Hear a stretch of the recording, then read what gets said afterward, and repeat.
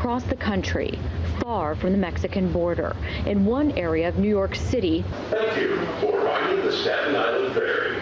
There has been a string of a dozen attacks on Hispanic residents in recent months. According to these victims, they were targeted by teens while minding their own business. My head was fractured in the back. Hit me in my head.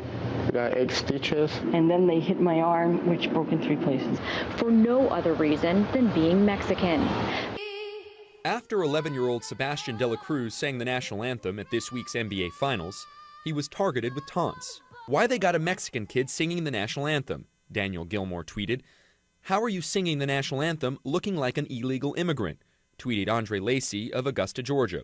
Matt Cyrus added, who let this illegal alien sing our national anthem? More than 100 headstones were vandalized at a Jewish cemetery in Philadelphia. I just haven't had time to cry.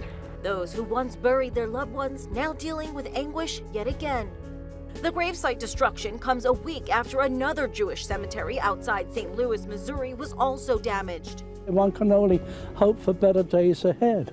The acts of hate are 2 of many throughout the country in recent weeks. Brings up just horrific memories of genocide and hatred towards a minority. And numerous Jewish community centers, including this one in West Hartford, Connecticut, were subject to bomb threats.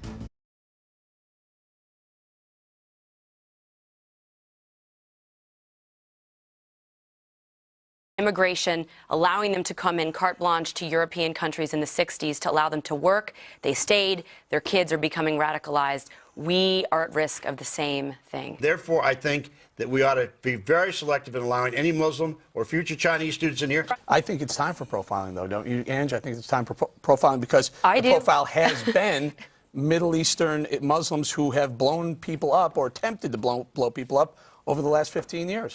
But they either support terrorists who want to blow themselves up, provide them with financing, provide them for money, provide them with logistical support. But how we can protect our country? We are both faced with an enemy wishing both our destruction. When those people attacked the World Trade Center, they wanted to kill Americans.